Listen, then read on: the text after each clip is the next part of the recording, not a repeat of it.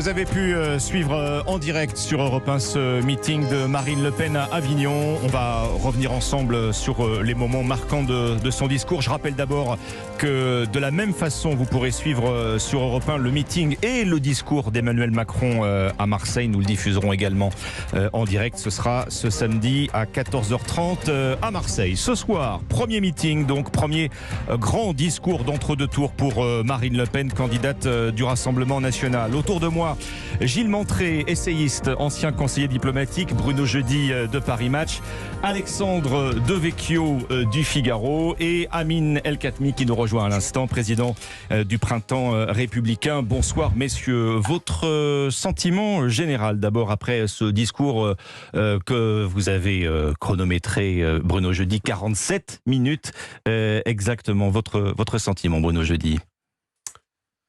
Marine Le Pen est restée quand même globalement sur, j'allais dire, dans la lignée de ce qu'elle a fait depuis le premier tour.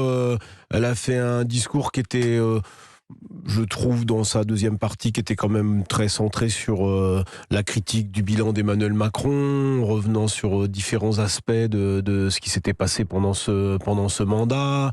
Elle a aussi s'en est beaucoup pris aussi aux attaques dont elle a fait l'objet ces derniers jours de la part du candidat, mais aussi de ses ministres. Elle a ciblé, sans citer son nom, Gérald Darmanin, notamment avec cette phrase les pauvres risquent de mourir. Les pauvres risquent de mourir. Donc, elle a évidemment, sur le plan politique, elle a rien lâché. Et pour le reste, c'était une Marine Le Pen assez classique, avec ce discours qu'elle a depuis le début de sa campagne. Peut-être qu'elle n'a pas vraiment beaucoup surpris. Peut-être, je dirais. Vous n'avez pas été surpris par ce discours? Non.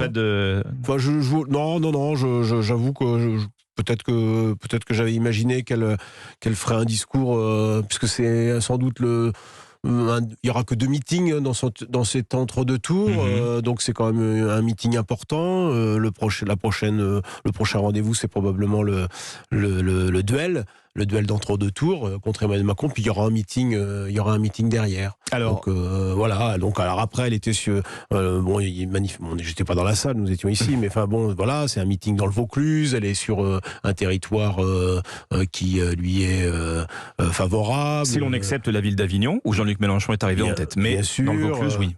Voilà, avec 4000 ou 5000 militants. Voilà, elle a fait le job du point de vue meeting. Pas de surprise pour Bruno Jeudi, mais effectivement des pics qui n'auront pas tardé contre Emmanuel Macron. Alexandre Devecchio, un discours offensif. Oui, mais moi je trouve qu'elle essaye de gommer, et c'est là où elle est dans la continuité du premier tour, un maximum ses aspérités. Elle n'était pas forcément dans la brutalité à l'égard d'Emmanuel Macron. Elle a déroulé une vision et s'est posée comme l'antithèse d'Emmanuel Macron, qu'elle a présenté effectivement comme le président de la mondialisation, du libre-échange, un président peu social, un peu arrogant et déconnectée des Français. Elle s'est présentée comme la candidate à la fois de la nation, de la protection, la protectrice. Ça revient beaucoup dans son discours. C'est revenu beaucoup. Et puis du bloc populaire, quoi. Elle s'affirme comme la candidate du peuple face à Emmanuel Macron, qu'elle présente à tort ou à raison comme le candidat des élites.